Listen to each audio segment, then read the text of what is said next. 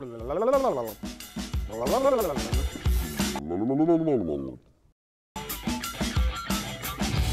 Bangor, Maine Police Department decided to focus on something very local. It was in the sergeant's home. It is this epic battle of cat and mouse.